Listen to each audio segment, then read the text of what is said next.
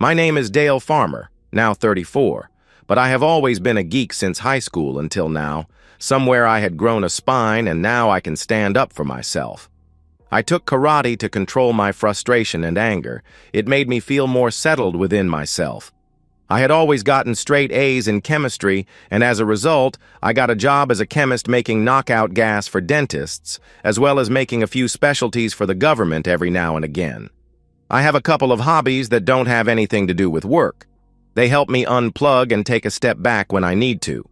I met a good-looking girl right out of high school. Her name is Shirley, and she seemed like a goddess to me then. But now she has that girl next door. Look, I loved her to pieces, I really did, until I stopped by to see my friend at the electronics store he runs. "Hey there, Jimmy. I'm helping the kid next door out with a school project. Ever since his old man cut out, we've struck up a friendship of sorts." Jimmy rolled his eyes and chuckled. "This isn't another volcano thing you guys are working on, is it? The last time I sold you stuff for that, I heard the gym about caught on fire." I acted offended. "When you make the mountain of Pompeii come to life, you never do anything below par on that." We both broke out laughing. "No, nothing like that. He wants to do an earthquake kind of thing. I know where you keep the stuff I need. But I think if we put some small cameras inside, he can show how it works below ground as well as on top. So show me what you got and I'll be right back." I picked out what I needed, and a few things I didn't, then headed back to the counter. "Okay, Jim, show me what you got." "We have the usual cameras and crap, but I want to show you this." It was like a small cone shape with a wire hanging out on the small end. It was half an inch long in total length. They run on those small hearing aid batteries, but the picture they take is out of this world for both sharp, clear pictures.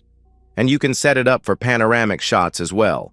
But the best thing is, they can record the video for 72 hours before you need to change the battery. The wire out the back sends it to any monitor, TV screen, or computer with no problem.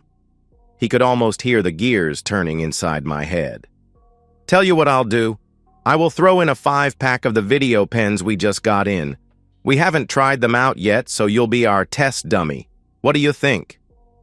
"You drive a hard bargain." I stuck out my hand. "You got a deal." He showed me how to activate the pen cams as well as the cone cams. He put it all in a box and I took off to make Brian's day.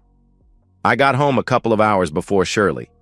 I played with the cameras for a while, linking them to my computer like the instructions said, and then spent the next 30 minutes playing with the zoom and adjusting the lens to see how the video came out.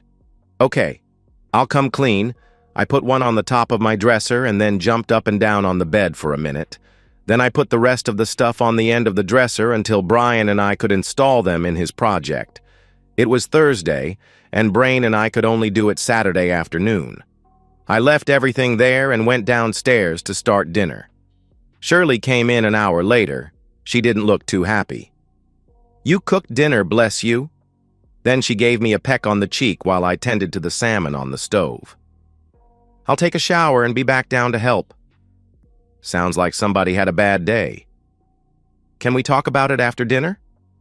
"I just want to get a shower and relax with a glass of wine." She sighed. "Well, hurry up. I will be done soon and cold salmon doesn't taste good." She gave me a smile and a kiss. When she came back down, I had already plated the salmon. I received a call from work and was talking on the phone to the CEO of the plant. "Come on, Jerry. You know I only get to have a half-day Saturday and all-day Sunday off. Why don't you call Terry or Jeff to cover the demo? They know as much as I do about it. They'll do just fine." I looked over at Shirley with that "I can't get out of it" look. Yeah, I understand." Then I ended the call. "Well, it looks like us going out for dinner Saturday night isn't happening. We have a demonstration for a government group, and Jerry made it clear that he wants me to take the lead on it. Heck, it's so simple that Ernie the janitor could do it with no problems. He keeps me on call and lets the other guys slide. In the past month, he's pulled this crap so often that we've only had one weekend to ourselves. I'm putting out feelers for another job. I know we've known Jerry and Samantha going on 8 years now, but I'm tired of him pulling this stuff all the time." Shirley choked on her drink of wine. "You can't do that, honey.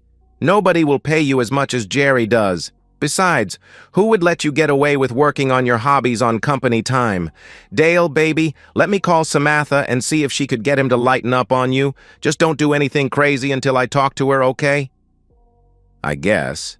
But don't take too long or I'll just quit and walk out on him. I'm tired of getting the shaft all the time. Being so upset at the time, my mind didn't understand how she knew that I worked on some of my projects at work. The next morning, I wanted to call the guys up and tell them to finish up all the old projects because I wanted us to try something new. I came out of the shower and dried off. I picked up the house phone and got the shock of my life. You know how much I love being with you, but if you don't back off a bit, he will quit his job and walk out. With what he knows about chemistry and understands how to mix them safely, he won't have any problem getting a better job. He'll be here all the time, and that will stop our little get-togethers because we can't have them with him here. She sighed. In a year or two, when he gets his big promotion, I'll take him to the cleaners in the divorce. Then a couple of months later, you can kick that woman Samantha to the curb. Then we can have her arrested after we plant the evidence, and then we're home free. He's so smart but so dumb. If he hasn't caught us in the past 4 years, he never will. I want to be sick when I have to play the friend act with him. I should have had him eliminated instead of telling you of the plan. You blew it up into something from a crime novel. We would already have the monies coming in from his patents and living on a beach in Aruba.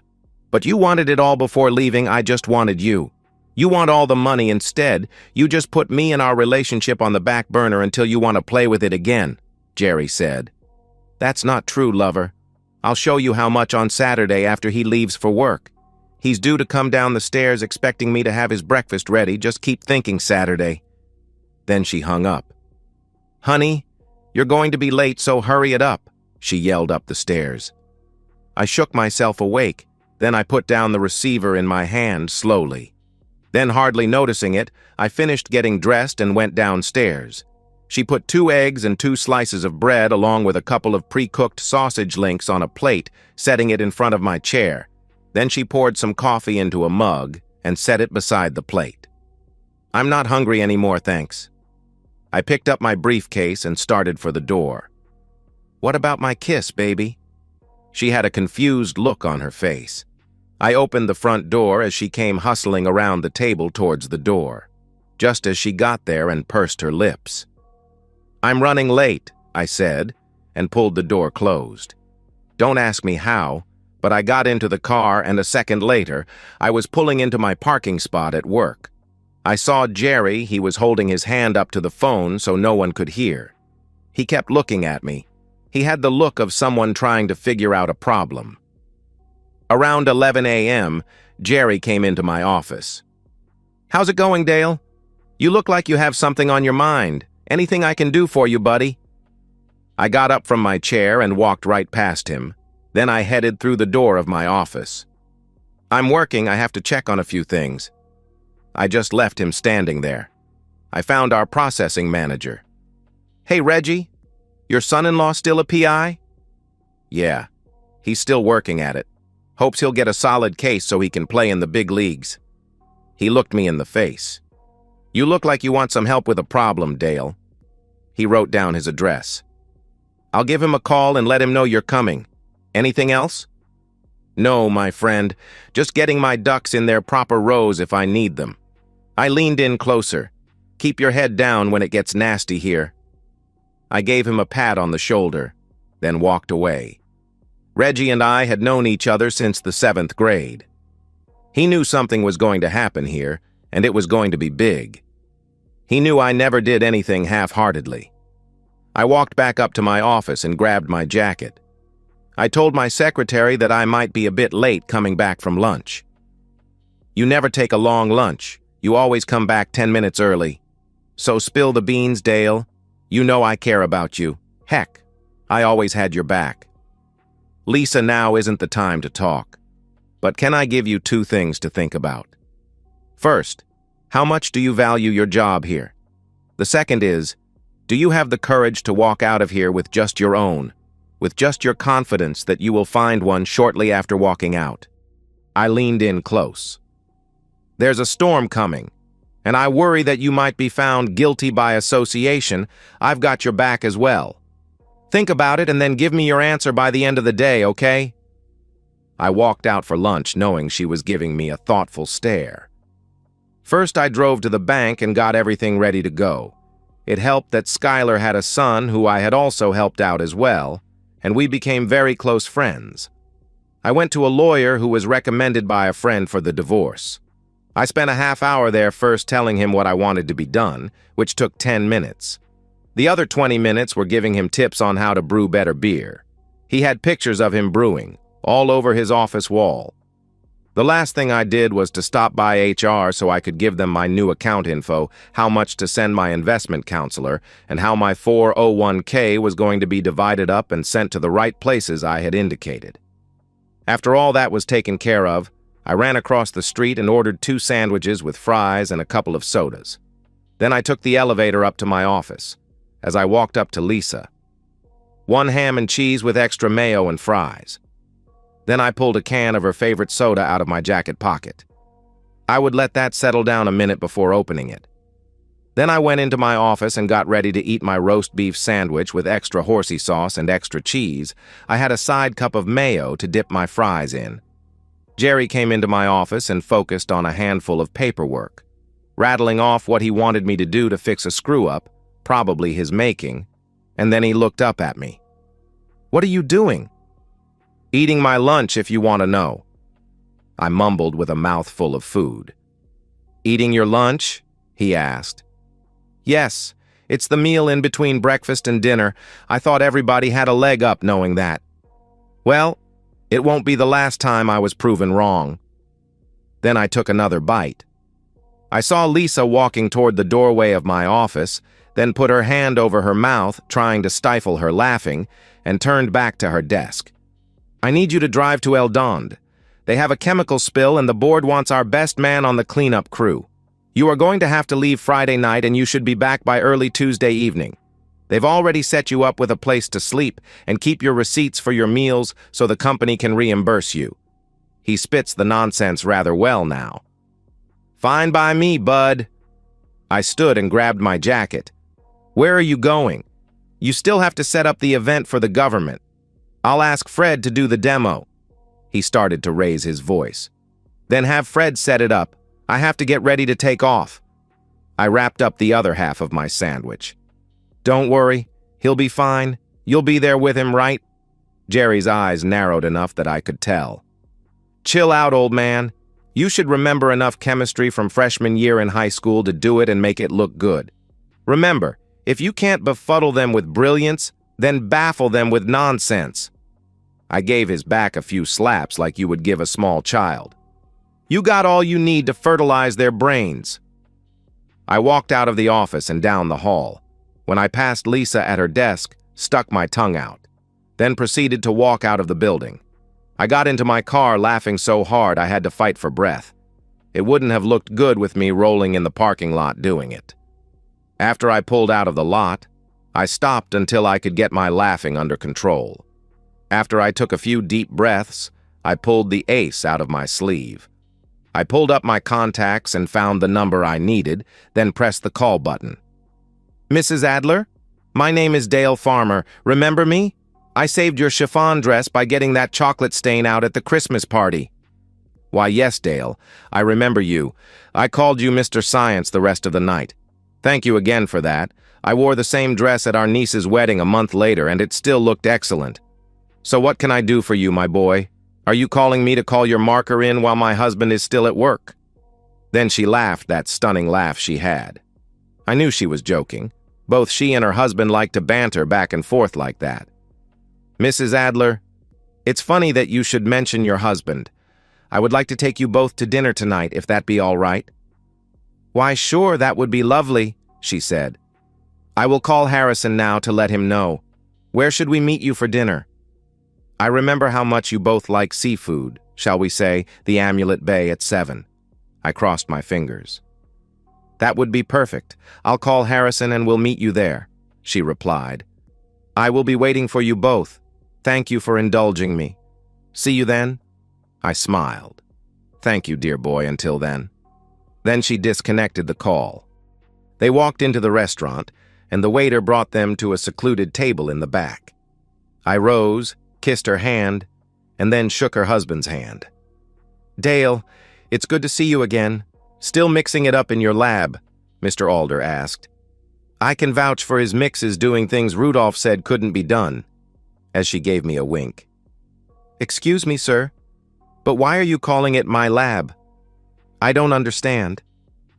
I was confused now. "You don't need to call me sir outside of the plant. It's Harrison from now on. You can also call this lovely lady Gabby." He leaned over so they could kiss. "And why should I not call it your lab? I signed the papers for your promotion a couple of years ago. I handed them to Jerry, our CEO, personally." He glanced at Gabby and then back at me. "I've got a bad feeling that you never knew that, did you?" We paused as the waiters brought our food and then uncorked a fine bottle of champagne and poured a glass for all of us. "I did not mean to eavesdrop, but I heard something about a promotion. This bottle is on the house. Enjoy your food and do not hesitate to call on me if anything is amiss." The waiter left. "So tell me, son, what's been going on at my company?" Harrison didn't look happy at all. "There's a lot of things going on, Harrison, and your CEO is in the middle of it all. Do I have permission to speak freely?" Harrison nodded. Then I told them everything. Harrison brought his fist down on the table, making everything rattle. He looked over and waved the waiter away. "I had no idea. Please accept my apologies, Dale. So am I correct in thinking that you will be suing us about the moral clause in the handbook?" "I won't now that I know how you had been duped, Harrison. But I will be going after your CEO with a list of charges. I have an idea that will keep the company from losing face and still achieve what I need." "Your wife did all of this as well? They call that being an accessory. If you take her to court, the truth will still come out. Does she have a job or just lives off of your sweat?" Gabby asked. "She is up for a seat on the board of Robinson's Fashions. I believe that's where the rich go shopping for clothing nowadays," I replied. Then I stood up and refilled everyone's glasses. I caught Harrison's sideways glance at his wife. "You don't say? I know someone who works there. I could say a word or two to help your cause if you would like." Gabby smiled. "I've been thinking, and I believe that I have a plan." I glanced at them both. An hour later, we left the restaurant. Both Gabby and Harrison had a smile on their faces. "You are one ruthless man, Dale Farmer. I see I made the wrong man the CEO of my company." He actually laughed out loud. "So what time tomorrow should we call on you?" "I'd say around 8 p.m. would do nicely." I smiled. "Goodness, Harrison, it's just like when we were young and filled with fire. Let's go home and recapture some of that. Dale, it's been a pleasure as always." Gabby smiled. I kissed her hand and then nodded at Harrison. Then we shook hands. "I learned from the best, Gabby." I went home and began to set my clothes out for the trip. Shirley just looked at me. I walked right by her without any type of kiss for coming home. "I made dinner. Where have you been?" "I went out and had a couple of drinks with some friends at work. I really don't think I should eat with all the alcohol we drank. I don't want to be sick when I take off tomorrow. I'll wait for breakfast if you don't mind." "Which friends? Did Jerry get drunk too?" she asked pointedly. "I don't remember seeing Jerry there. He must have not been invited to go with us or something like that. I better get some sleep. I have an early day tomorrow." I took off my clothes, slipped into some pajama pants, and laid down on the bed. Of course, when Shirley got done taking care of things, she came into the bedroom to find me sleeping. Not. She laid down and didn't try to spoon with me. All she did was turn away and start texting on her phone. I was up early to greet the morning. I had felt better than I had in years. So I went down to start the coffee. Shirley came down about a half hour later. "I'm glad you're up now. I have to get packing." I tried not to grin. "I poured some fresh coffee for you. It really looks like you could use some." Then I turned and went upstairs to pack. What I really did was put the cameras I had gotten earlier around the bedroom and the guest room. As I came downstairs again, I asked Shirley, "Do you know where we put the little black suitcase?" I'm only going to be gone a few days and I don't want to take a lot, maybe the front closet. She was still reading texts on her phone while I finished up putting those pen cameras all over the place. One for the front door, one for the back door, one covering the living room, and the last two in what she called the parlor. Darn! We must have put it in the basement.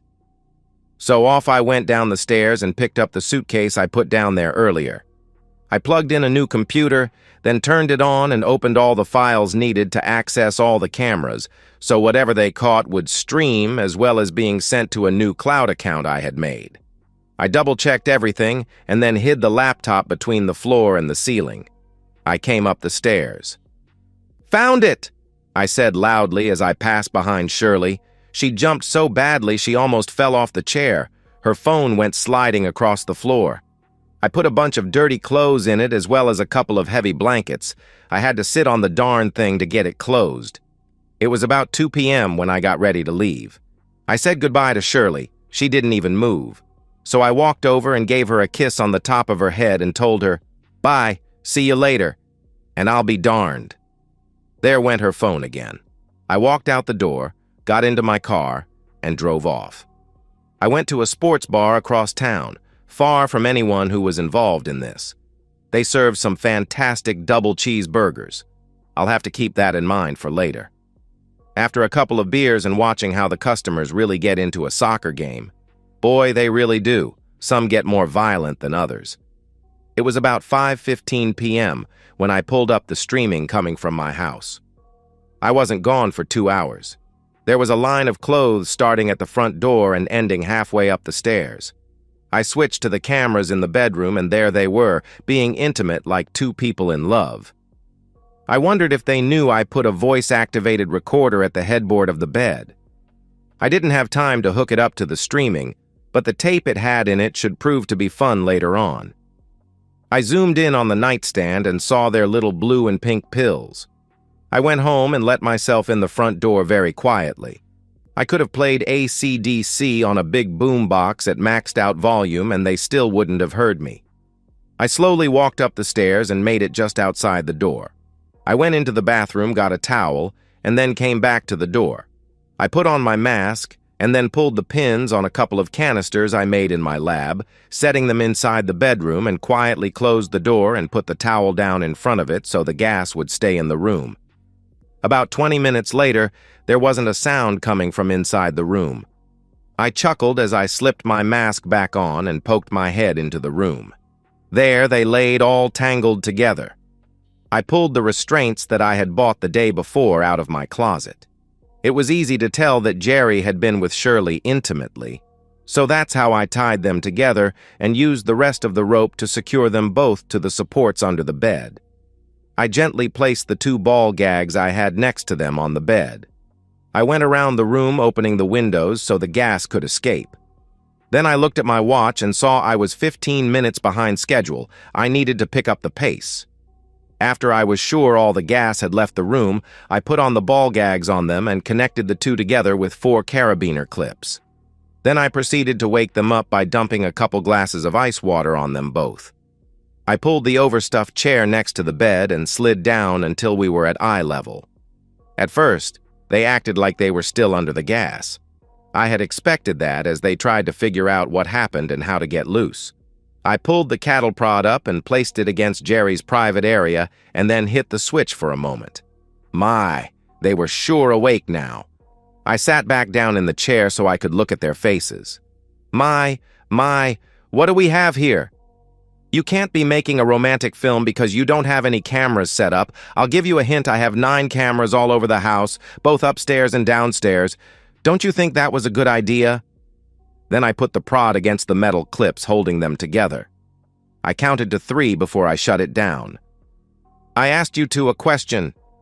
They tried nodding their heads. For 4 years you 2 have been cheating behind my back, so it's time I got some payback, don't you think? I walked to the foot of the bed and placed the cattle prod on Jerry's sensitive area.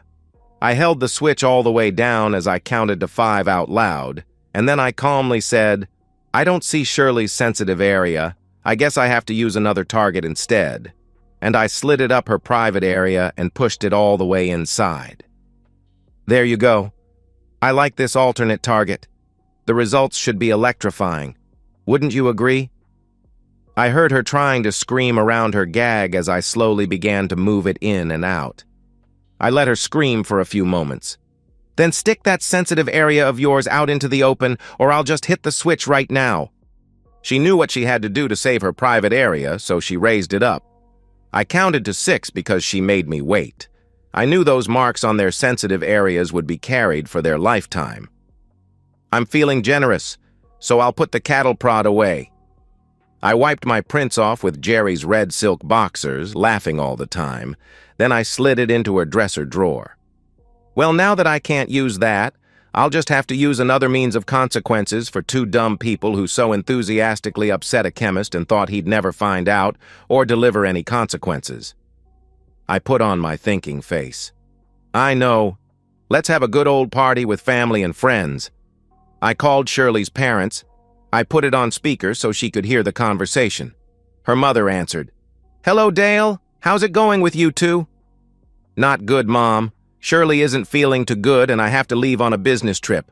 Could you and Dad go over and see how she's doing? She's not answering her phone and I'm worried. Why, sure, honey. Dad and I were going to watch some TV, but we'll head over in about 10 minutes, and then we'll call you to let you know how she's getting along, okay? That would be great. Thank you, Mom. Just give me a call. I was grinning my head off. 1 down. Who should be next? I've got it.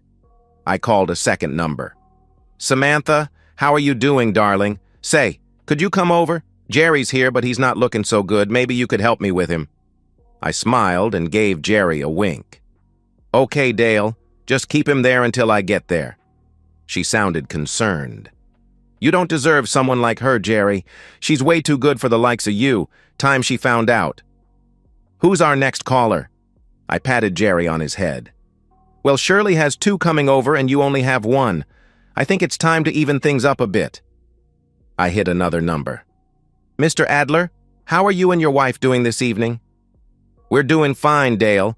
What can I do for the head of my chemistry department? Harrison asked. Well, I know it's kinda late, but Jerry's over here and Samantha is on her way over. So Shirley and I thought you'd like to come over to the house and have a small cocktail party. Would you like to come over? I believe we could do that. It's been so long since the wife and I did anything like that. Count us in. We'll be on our way shortly, he said. Thank you for coming, Mr. Alder. We're looking forward to seeing you two soon. Give your wife my best. Thanks for the invite, Dale. We'll be there soon, he replied. I looked Shirley in the eyes.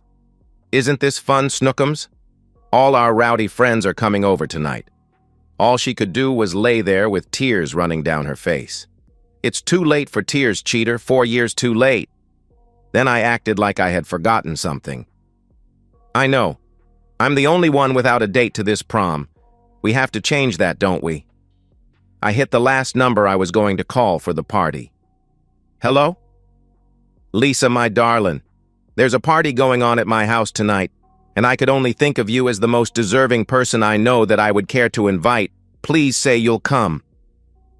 Dale, are you asking me out? Lisa asked. Lisa, the Alders are coming. Both sets of our parents are coming. Even Jerry and Samantha will be here, but I'll only be happy if you were here with me. So what do you say? You're not drunk or pulling my leg, are you? She sounded a little rushed. I care for you too much to do that to you, honey. This isn't a joke. I'm asking. I sounded serious for the first time tonight. To be honest, I got your address from HR today. I have time to come get you if you don't want to drive. Dale, you can't have my address, I know. 1244 DeWalt Drive, I told you I did. I sighed. That's my old address. She chuckled. I live at 342 Belmont Lane. I perked up. Belmont Lane? That only 7 blocks from here? I know. I've had your address for the past 6 years. I am your secretary, you know. Then she laughed. I'll be knocking on your door in 15 minutes. Then the call cut off. Okay, you two, don't go anywhere. I have to whip up some snacks real quick, like. Then I remembered the new deli 3 blocks away. I found the number and gave them a call. Lisa beat them by 5 minutes. I thought you said 15 minutes? You want me to go back home and then come back? She giggled. Let me show you what I've wanted for a couple of years now. I took her into my arms and gave her the most passionate kiss that I had ever given to anyone. Is there more where that came from? Her breathing had gotten a little heavier. You'll find out soon enough, sweetness. Then I kissed her again. What about your wife? I don't think she'll stand still for this, Lisa asked. I broke out laughing for a minute. Well, let's go ask my soon-to-be ex-wife, but I have to get something from the basement first. I ran down and retrieved the laptop and set it on the kitchen table. Now let's go ask her. Lisa gave me a look like I was crazy. No, honey. Crazy was what was going on when I came home. Come here a minute. I've got something to show you. Then I opened up the bedroom door. Now that is crazy. She walked around the bed and then bent down to make sure about what she saw. So how did all this happen? I went out for dinner and then came back knowing her and her lover would be together on our bed. I had made up a couple of canisters of CTR-17 and set them off in the bedroom. They went out like a light. I then secured them as they were for the party tonight, you know, like a centerpiece for the table. Others will be stopping by soon, and I wanted to show off the centerpiece of their infidelity so the others can enjoy it as well. Lisa walked around to Shirley's face.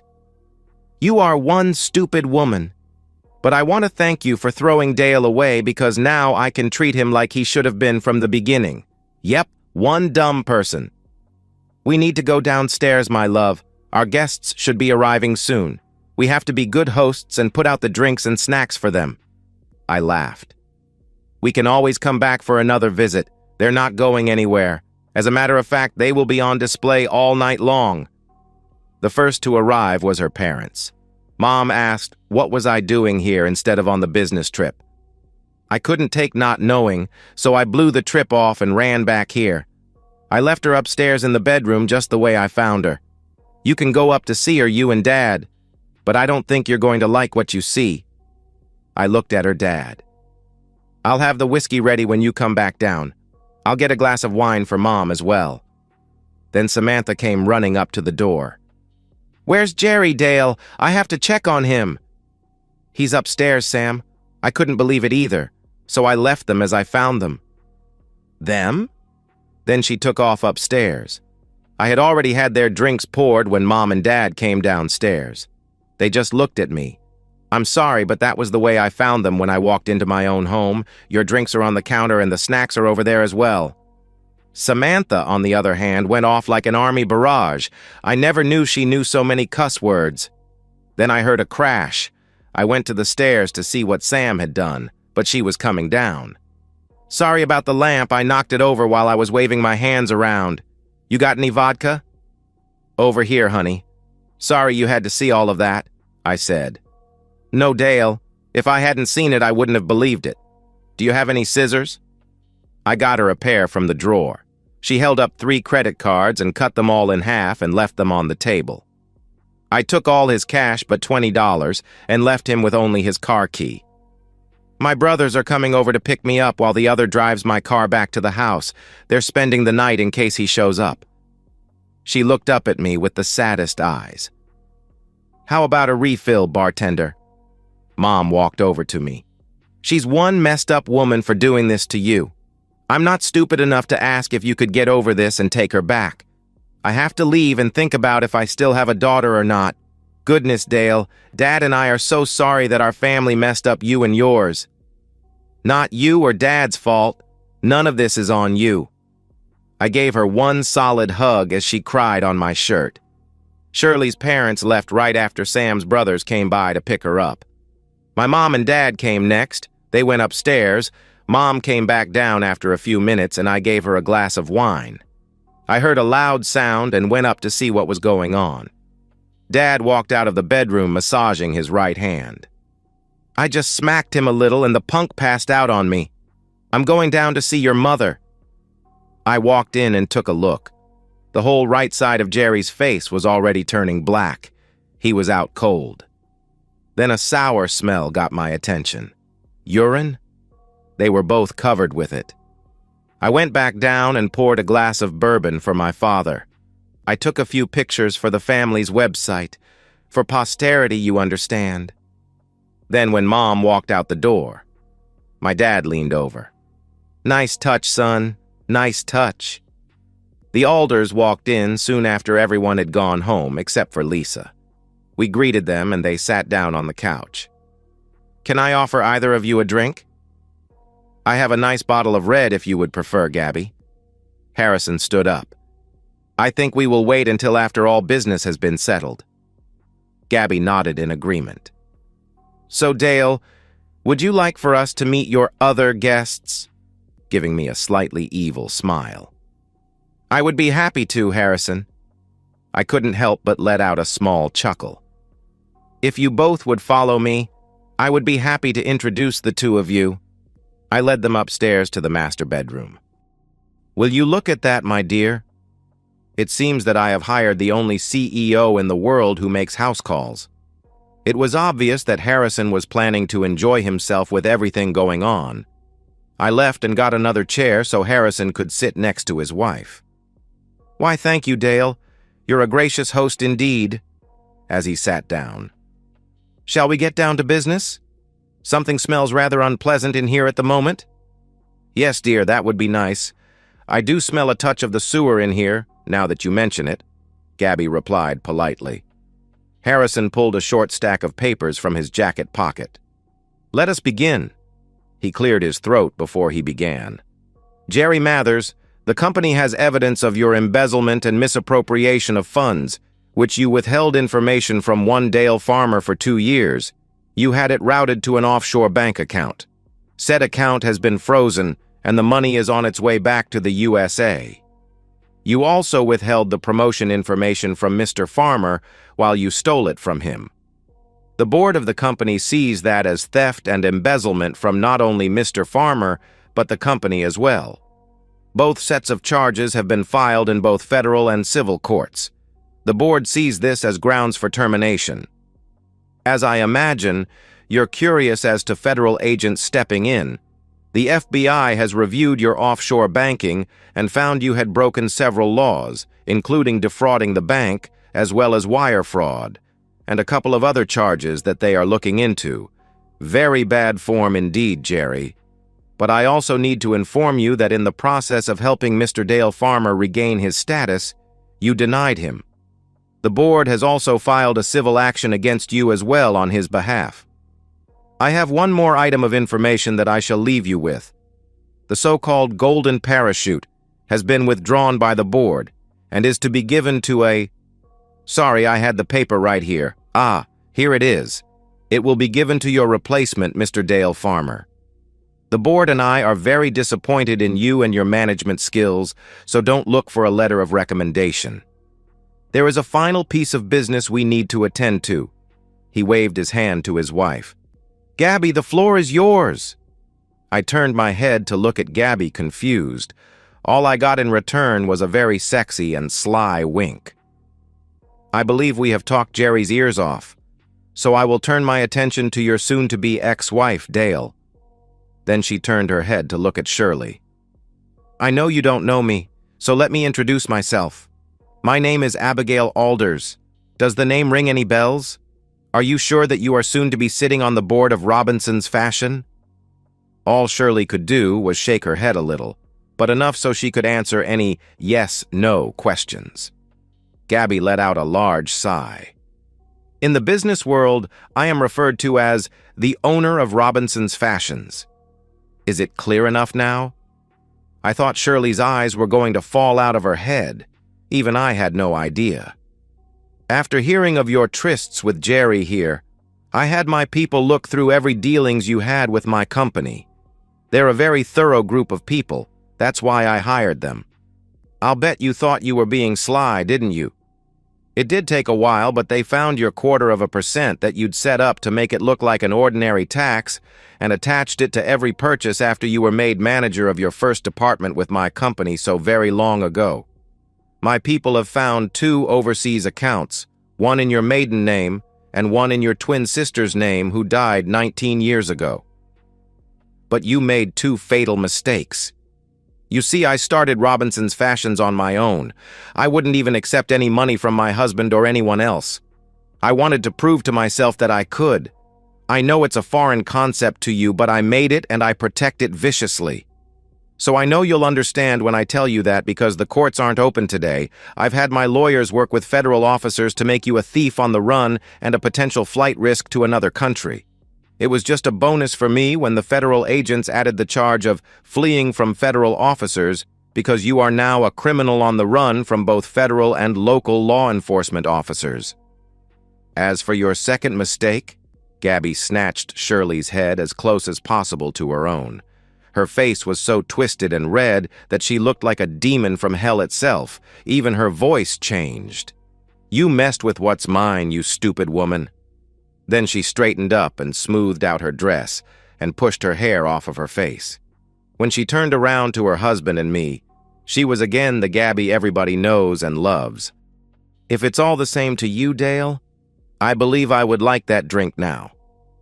And walked past us on the way downstairs. I turned to Harrison, raised my finger pointing the way down the hall, and started to open my mouth. Harrison held up both hands and shook his head as he followed Gabby downstairs without saying anything about it. I quit trying to figure it out. The only fact that I could come up with was, you better not mess with what's Gabby's. We got downstairs. What is everyone drinking? I asked. I'll have a bourbon. I believe Harrison wants the same. Gabby said. Harrison just shook his head in agreement. Lisa and I both had a double whiskey. We tried to keep a certain distance from Gabby. Oh, come on, everyone. I'm sorry my dark side slipped out, but the amount of money we're talking about was close to $2 million. I take that rather personally. What we need to do is figure out how we're going to handle this storm, Harrison said. We have to be careful to not come out of this covered in the same mess as those two upstairs. Don't worry, I said. I'll play the scapegoat for all of this. Lisa walked over to me. I'm not about to let you stand alone, Dale. You might as well face it. We're a couple now. If you're so blind that you can't see that, I'll take you out back and beat you until you do. Gabby looked at her husband and nodded. You're probably going to come out of all this covered in mess, you know that, right? Harrison said as I shook his hand. Then as I gave Gabby a hug, she pulled me in tight. You better not lose her, Dale, she whispered, as she stepped over to Harrison standing by the door. She told us that if we ever needed anything to call them, we nodded. Everyone was still looking worried. Look, my friends, I got this. Heck, I even have a half-baked plan in my head already, so don't look so down, okay? I smiled at them all. Gabby and Harrison smiled and said their farewells. Then I turned to Lisa. Can you drive? She looked at me strange, then nodded her head. Great. I need you to go to the store and buy me a burner phone. Make sure you cover your face so no one can tell what you look like, okay? What have you got up your sleeve, lover? Lisa smiled. Get a move on, please. After I do what I have to do, I'm spending the night at your place. Is that all right with you? My mind was running a mile a minute. I had barely finished talking when Lisa said quickly, Going to the store. And then she was out the door and down the street. I stood still for a minute, making sure I was ready to do what needed to be done. I went upstairs and walked into the bedroom. I went into the closet and found the heavy suitcases we use when traveling. I called it the Timex collection. You know, takes a licking and keeps on ticking. I swung it up in a high arch, brought it down on top of the two of them, rather hard, I might add. I lifted it up. Could you hold this for a minute? And then dropped it back down on them. I packed some clothes and a few toiletries, then took a pair of khaki lightweight pants and a pullover shirt, crumpled them up, and tossed them in as well. Then I dragged it off of them and set it down on the floor. I went back into my closet and traded my leather shoes for a comfortable pair of deck shoes. Darn, I need some underwear and a couple of t-shirts. I took the suitcase back over to the bed again, then I swung it up and back on top of them again. Look, just hold this for a minute. I forgot underwear and a few t-shirts. I dropped it back down on them and loaded what I needed. I lifted it back up and slapped Shirley's head to get her attention. "Hey, did you do a load of whites? I can't find my socks." I was rather enjoying this, I must say. "Oh, that's right. I rearranged my dresser drawers and put them in the second." Down dropped the suitcase again. When I had everything packed, I slammed the suitcase lid down. Then I remembered how much pain they caused me. I got up on the bed and then sat down on the suitcase to close it up. Okay, I may have bounced up and down a time or two. Then I dragged it off them and noticed some nice new bruises were starting to show. Okay, it looks like I have everything I need packed up. I reached down and pinched her cheek like Grandma used to do. "All right, you two play nice, and if you've been good, I'll bring you both back some new orange jumpsuits. You'll love them so much that that's all you will want to wear all the time." I got downstairs and made myself a drink. Lisa returned a few minutes later. I asked her, "Are you ready? It's just about showtime." Lisa just nodded her head. I activated the new phone, putting all the evidence back in the bag. Then I called every news channel and newspaper in town, letting them know there was a federal fugitive who was being arrested at 6724 Downey Street. They were holed up in a private residence at that address. Then I called the local FBI office and police on my phone and told them that the two fugitives they were looking for were in my house and that I came home to find them in the bedroom. I tried to do something, but the man attacked me suddenly and forced me out of the door and locked it. I told them my keys were inside because when I get home, I always put them in the dish by the door. A few college friends that I knew were walking down the street. I pulled a muscle or stretched a tendon in my groin, and they came over to help. They told me they found the back door open and went upstairs to confront them. They came downstairs and told me they had subdued them with some stuff that was lying around the room. "Are they still on the premises, sir?" the officer asked me. "I believe so, officer. I kept hearing loud sounds, but everything is quiet up there now." I replied, "We have units in the area close to that address, and we'll be sending some support units to assist them." "Where are you now, sir? You're not being threatened or in harm's way, are you?" he asked. "No, sir. I'm laying on the couch and a friend from work is with me. I can hardly move with my bum leg." I replied I laid down on the couch, then had Lisa grab the baseball bat in the closet, and then we sat down and waited to see who would get there first. They came in this order: the police, then the news crews, leaving the feds for last, which we thought was funny, as the federal offices were the closest of them all. "So you are Mr. Dale Farmer, and you are ma'am." He dropped into a chair. "My name is Lisa Boyd. I came over to see how he was doing after his trip. I arrived to see a man push him down onto the concrete porch, then pick him up and force him out into the front yard. When I got to him, he could barely walk." "I see," said the officer. Then he looked at me. "You told the desk sergeant some college friends came by to help you?" "Sometimes I help students out with their class projects, like my neighbor's child," I told the officer. "Okay. Can you give me their names?" the officer asked as he wrote down some notes. "I'm afraid I can't. You see, they told me to keep their names out of this as they're getting ready to graduate. 2 are going for their masters while the other 4 already have jobs lined up, and they don't want anything to jeopardize their future. I told them I would respect their wishes, sorry."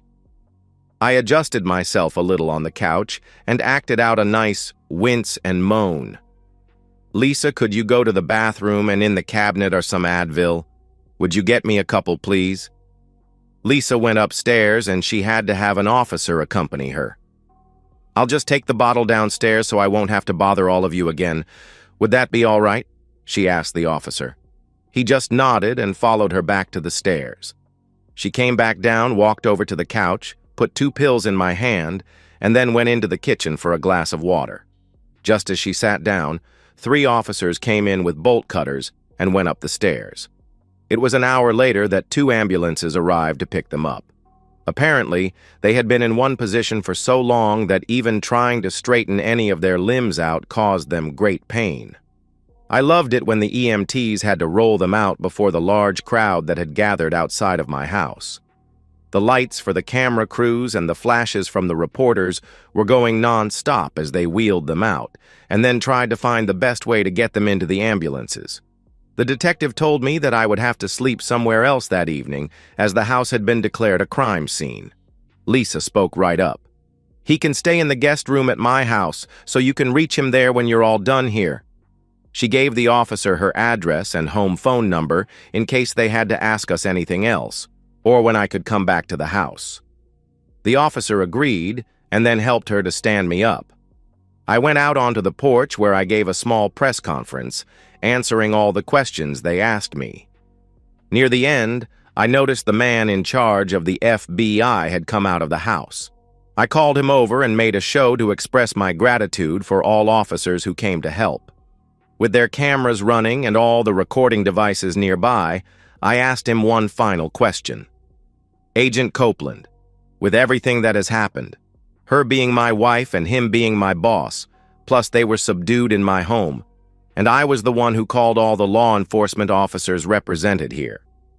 Do I still get the $10,000 reward offered on the TV news that said you were offering for their capture?" Harrison waited a week before announcing my promotion to make it look good. Both Shirley and Jerry were served divorce papers while awaiting their trials. There wasn't any problem with them going through. I had asked to speak to her one final time, but she told the guards a firm no when they told her I was there. A year later, my wife Lisa and I welcomed our son, Dale Harrison Farmer, into the world. I sent a picture of all of us to Shirley. They told me she went into fits of anger and then attacked the guard who gave it to her. While she was in solitary, she burned both my letter as well as the picture. P.S. I did get the reward, so I took the family on a little vacation. And so, we've reached the end of today's story. Was it what you expected, or did it take a twist you didn't see coming? I'm curious to hear your thoughts.